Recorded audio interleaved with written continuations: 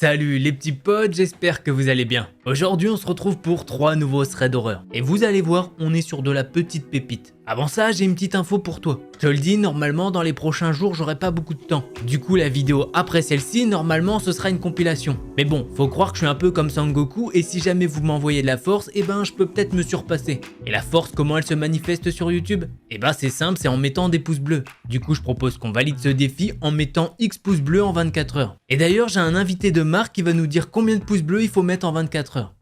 Moi je dirais que 600 pouces bleus c'est pas mal. Et vous savez quoi? Si jamais il y a 1000 pouces bleus, c'est moi qui ai fait le thread d'horreur. Ouais, il est chaud le cookie là, 600 pouces bleus en une journée, ça je veux bien, mais alors par contre 1000 en une journée, il est fou. Allez, on a assez rigolé, je vous propose de pas perdre plus de temps. Si jamais tu veux mettre le petit pouce bleu pour le défi, t'es le bienvenu. Et si jamais t'es pas abonné, hésite pas à le faire. Allez, prends-toi une petite boisson et on est parti.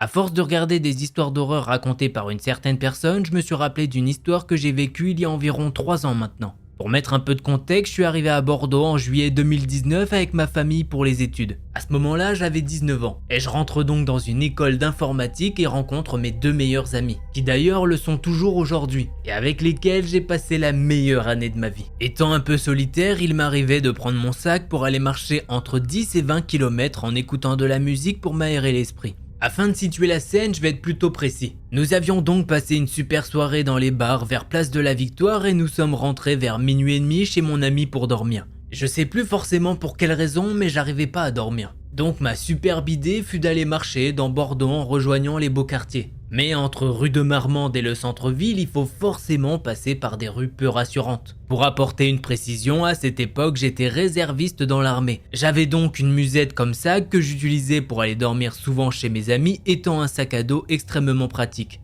J'avais donc pensé à mettre un sweat noir à capuche pour me changer le lendemain. Je change donc ma chemise par un pull pour ne pas avoir froid et je prends mon sac pour aller marcher. Je suis habillé tout en noir, ce qui a, je pense, son importance. Je mets mes écouteurs comme d'habitude et je les mets en mode son ambiant. C'est une petite fonctionnalité de Sony qui te permet d'écouter quand même ce qui se passe autour de toi. Je suis donc dans la rue, plus précisément cours de la Somme. Il n'y a personne. Je ne suis pas hyper rassuré, surtout que cette rue n'est pas super bien fréquentée et je le sais bien. Je marche donc en direction de Place de la Victoire et je vois une Audi A4 noire garée, feu éteint avec 2 hommes à l'intérieur. Jusque là, je ne cherche pas à comprendre, mais je coupe ma musique en gardant les écouteurs au cas où, car je suis sur mes gardes comme il est 1h30 du matin.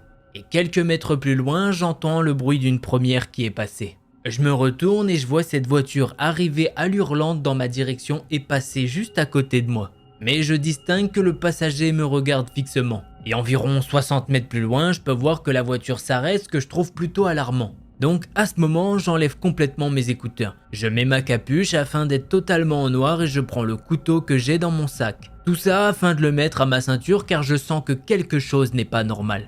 Bon, vous pouvez me juger pour le couteau, certes, mais aujourd'hui il n'y a plus d'honneur. Et je me suis dit que tant que ça finisse mal, autant que ça finisse pas mal que pour moi. Mais bon, afin de m'assurer de mon petit pressentiment, je tourne très vite dans la rue à gauche. Lorsque je sais que je suis plus visible, je me cache derrière une voiture. Et je crois qu'après ça, j'ai jamais eu aussi peur car environ 30 secondes plus tard, je vois cette voiture passer dans la rue où je suis caché. Ce qui confirme bien ma thèse que ces personnes m'en veulent. Tétanisé, je reste là après leur passage. Et environ 2 minutes après, la voiture repasse feu éteint et s'arrête au bout de la rue. Et je peux vous dire qu'heureusement, l'incontinence arrive à un âge plus avancé, car sinon je me serais fait pipi dessus. À ce moment-là, j'étais à plus de 200 mètres de la Place de la Victoire. Et pour ceux qui se demandent, c'était rue du Blanc. Voyant cette voiture arrêtée, je saisis ma chance et tape mon plus gros sprint sans jamais me retourner. Et un peu moins d'1 minute après, j'arrive au premier bar avec des gens à l'extérieur. Pour ceux qui voient, c'est la Barbe Rouge qui s'appelle maintenant Barracuda. Je vois ces gens qui me voient arriver en courant, sûrement en se disant que je suis fou, mais je n'ai jamais ressenti un tel soulagement en voyant des êtres humains. Après cela, je suis tellement soulagé de voir toutes ces personnes Place de la Victoire que je ne suis plus vraiment sûr.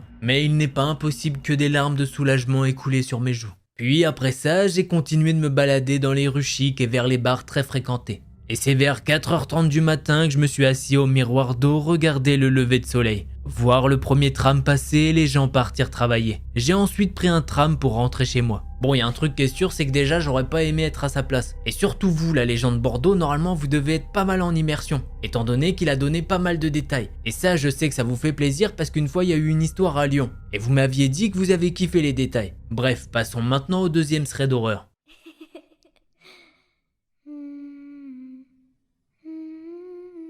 Bonsoir, c'est la première fois que je publie ce genre de choses, mais j'avais besoin de raconter le soir le plus effrayant de mon enfance. Quand j'avais environ 8 ans, je vivais dans un petit village de campagne. Pour vous dire, il y avait plus de personnes âgées que de jeunes. La route était pas du tout en parfait état, les rues étaient étroites et juste assez pour qu'une voiture passe tout juste. Je passais alors mes journées avec Max, mon plus proche ami de cette période. Et une fois en début de soirée, vers 19h en hiver, ce qui fait qu'il faisait noir, on jouait dans le village comme tous les jours. On était à l'entrée du village en train de discuter et de marcher. Et à un moment, on voit qu'il y a une voiture qui est arrêtée au stop avant de sortir du village. On était à une vingtaine de mètres et d'un coup, la voiture a fait une marche arrière assez rapide. Avec Max, on s'est regardé et sans se parler, notre instinct nous a dit de courir et de fuir cette voiture. Mais elle nous a pourchassés. On a couru dans tout le village avec frayeur en entendant la voiture rouler sur les graviers. Après avoir passé l'angle d'une maison, Max était devant moi et je le vois sauter derrière des buissons dans un jardin des habitants. Le temps que j'arrive à sa hauteur, je vois les phares de la voiture apparaître, éclairer mon dos. Et là, j'ai continué de courir tout droit pour ne pas montrer la cachette de Max. J'ai accéléré autant que je pouvais pour mettre juste assez de distance pour passer un autre angle d'une autre maison et disparaître de la vision du conducteur.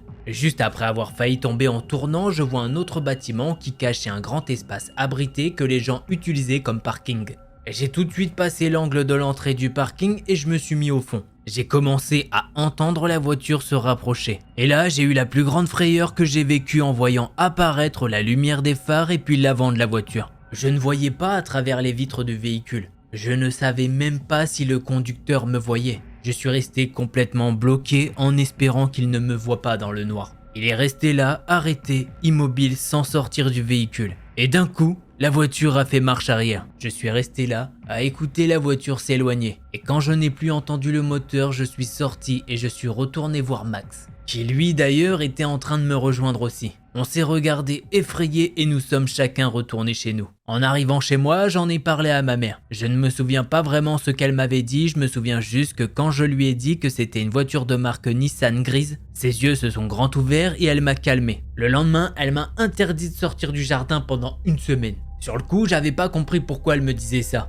Mais quelques temps après, je lui en ai reparlé de tout ça. Et c'est là qu'elle m'a expliqué pourquoi. En fait, 2 jours avant, aux infos, ils avaient parlé d'un kidnappeur d'enfants qui avait enlevé une petite fille dans notre région. Je me suis toujours demandé ce qu'il me serait arrivé si la voiture nous avait rattrapés. Ou bien s'il m'avait aperçu dans le parking. Ou encore pire, si nous n'avions pas écouté notre instinct et qu'on n'avait pas fui. Mais d'un côté, je suis vraiment pas sûr de vouloir savoir la vérité. Et voilà, c'est ainsi que se termine cette histoire. Et ben en tout cas, un grand bravo à vous pour avoir cet instinct avec Max. Sans vous parler, vous avez compris qu'il y avait un réel danger, ce qui potentiellement vous a fait esquiver quelque chose de grave. Allez, passons maintenant au 3e thread d'horreur.